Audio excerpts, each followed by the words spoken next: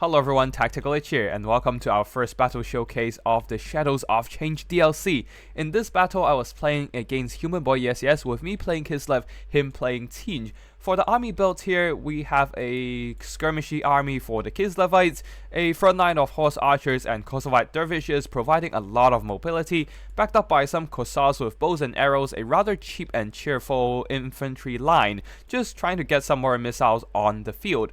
On the flanks there, winged lancers accompanied by a couple of things in the woods. I'm planning to do a bunch of psycho charging, hoping to use these mobility to run down the Tzeentch army, especially the things in the woods with their armor piercing and anti-infantry should do fine against the Tzeentch armored infantry, though their physical resistance is indeed wasted in this matchup. As for the leadership, we have two characters. I'm going for Konstantin here, not going for the old Babushka because we do want something with a bit more armor and healing to deal with the Tzeentch blue fire spam. Konstantin with his Warbear mount is simply tankier with the Solex Lullaby ability, Taurus Battle Hymn. We also have the Ursin's Ward. As for spell support, we have a bit of mobile artillery here, Hagwitch, Lore of Shadows. She fires magic missiles from her chariot, and also Malkov's Mystifying Miasma as well as Pit of Shade for a bit more damage output.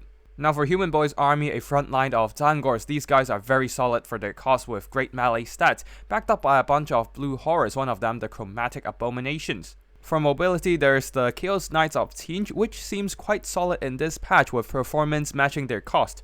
For the monstrous support, we have Screamers of Tzeentch, one of them the Regiment of Renowned Streaking Sky Rays, providing some Lamprey's Bite Explosion ability. Let's see how it does in the battlefield. And for the single entities here, the mighty Mutalith Vortex Beast, Aeson the Fallen, Regiment of Renowned version, replacing one of the Mortis Engine effect with a Chain Hacks ability.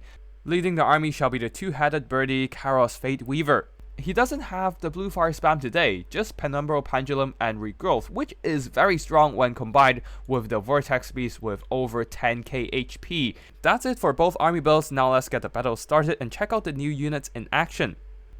At the start of battle, horse archers will be dumping down some shots onto the Zangors, chipping away their health so that the Tzeentch shield can be eliminated, exposing the flesh beneath, allowing the mobility at the back to charge in and do a bit more damage. On the other side, we will be overloading with the mobility here, but Human Boy Yes dropping in the Screamers of Tzeentch, pushing back my mobility while my Kossars will be firing into the fray.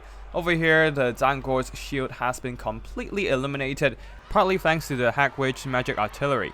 So the Kosovoite dervishes will be charging in, doing some nice impact damage, and Konstantin plus the things in the woods will also be slamming into this engagement. Kairos and the Aeson the Fallen will be supporting this combat, but the Zangors are taking a lot of damage from the Overwatch fire and the Malkov's Mystifying Miasma. With the shock damage, they can't really hold up their leadership and will be routed off. On the flank there, the Shrieking Sky Rays are pushing back my skirmishing forces, but they are also exposed to a countercharge plus skirmishing fire, focusing them down. They are indeed quite fragile with low armor, so they will be taking a lot of noticeable losses. Now, despite my success in dealing with one Zangors, my backline has been compromised by the rest of the Tzeentch infantry and also a buffed up Penumbral Pendulum. This means Konstantin and my mobility will not be receiving any infantry support, especially Konstantin now getting locked down by the Gaze of Fate and get debuffed by the disoriented effect of the Vortex Beast, receiving some melee stats debuff. On the other flank, the things in the woods with their armor piercing and anti-infantry are swarming the armored Zangors. But that did came with a cost, with my dervishes and winged lances being tied down by screamers, blue horrors, and the Zangors. These Zangors did get hit by a Pit of Shades, taking some damage, but they will indeed fight on, and overall the Zangors have been pushing back all my missile lines. The Kossars are no match for the Zangors, who have very good stats for their cost. And then there's also a bigger problem, very literally a bigger problem on the battlefield, and that is the Mutalith Vortex Beast. Now, the Chain Hacks ability doesn't seem to do that much damage, but the Vortex Beast does have the Mortis Engine effect. On top of just doing damage, it also reduces the melee stats of surrounding targets, making my troops less effective in melee combat. Now, the things in the woods are not enjoying this fight because their physical resistance isn't helping them at all. I need to pull out these things in the woods and just leave Konstantin in here 1v1 against the Aeson the Fallen. Good news is that the horse archers managed to drive off the screamers, now should be able to come over using their arrow fire to shower the Vortex Beast. The 70 armor might be a bit of issue, but thankfully it is not a demonic unit, so there's no physical resistance and it can be routed. But routing this giant monster might be very difficult. After all, we do have Kairos Fateweaver always ready with a regrowth. Now on this side here, things are not going quite well for me because my mobility have been overwhelmed by all these Chaos Knights and the Screamers plus some Zangors supporting. No, the Zangors are actually routed. Either way, Tzeentch has a secured pocket of troops. And we still have all these single entities to tangle with, especially now that I am running low on balance of power. Constantine is also taking a lot of damage, being locked down once again by the Gates of Fate. He has activated Selex's Lullaby, healing himself and the surrounding things in the woods. Some Kosovo dervishes will be charging into the Zangors, trying to hold back the Tzeentch infantry support, but unfortunately Constantine will be left alone against all these Tzeentch single entities. He is sacrificing his HP to buy some time for the horse archers to chip away the Vortex Beast's health, but here comes what I was worried about. A massive regrowth, upgraded version, topping up all his HP.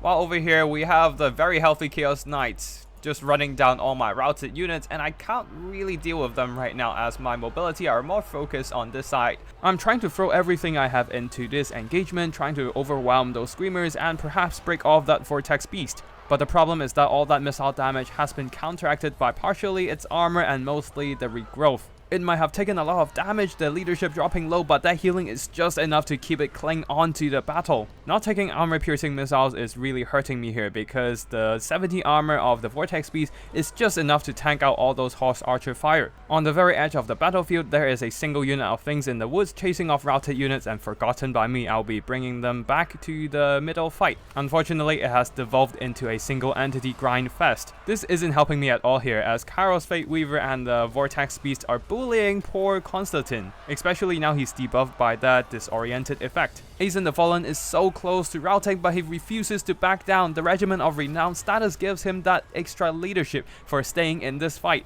This makes the perfect anvil for the Chaos Knights to hammer home, and all my mobility remaining in the fray are pretty much done for. Kosovo dervishes are routed, my winged lances are already long gone. Oh wait, there are some winged lances still hanging around, but they're busy fighting the blue hordes. Another regrowth coming in, and the Aeson the Fallen will be reaching its hue cap with another upgraded cast.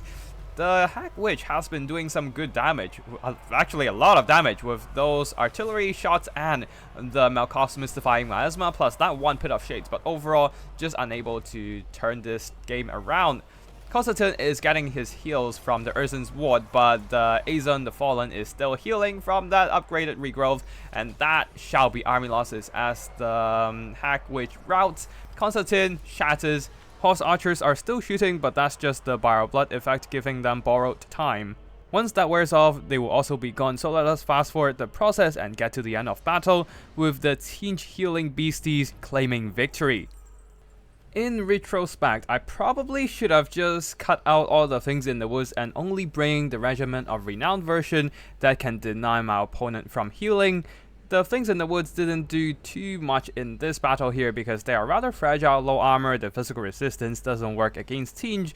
Their armor piercing and anti-infantry did okay against the Zangors, but once they got bogged down in melee combat, they got dragged down pretty fast and they could not stand up to the mighty Vortex Beast.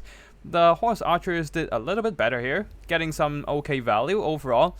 But unfortunately though, it's just not enough to carry the game when the Aeson the Fallen was constantly being healed by Kairos Fateweaver. The rest of the army wise, the Kosovo dervishes didn't do too great, and my entire Kosovo Knight got plowed by those Zangor push. The winged lancers also didn't do too much here. They have never been a good mobility, and in this patch they also didn't receive any buffs. So yeah, they kinda still suck. Leadership wise, Constantine got bullied by the Vortex Beast, but the Hack Witch might actually be a very strong caster for the Kislavite roster.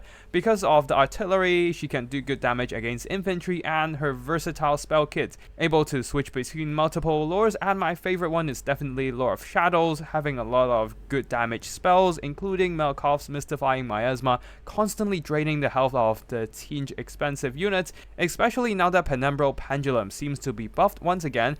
Credit to Human Boy Yes for telling me that. Another Shadow caster on the Kislev roster might just be what they need.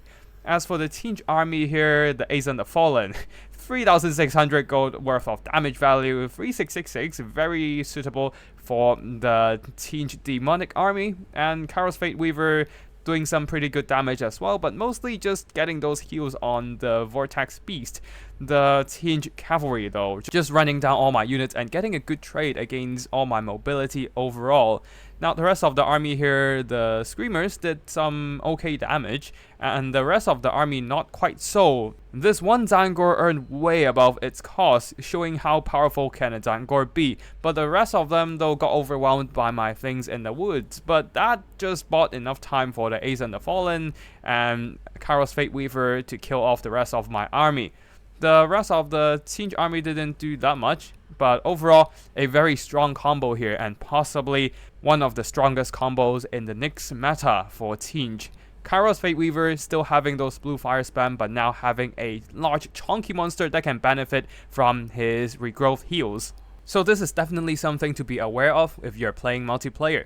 Anyways, that's it for today's battle. I hope you all enjoy it, and if you want to see more Total Warhammer content, especially the Shadows of Change DLC, be sure to hit that bell button to subscribe to my channel. Thank you for watching, and I'll see you in the next one. Tactical Lich, signing out.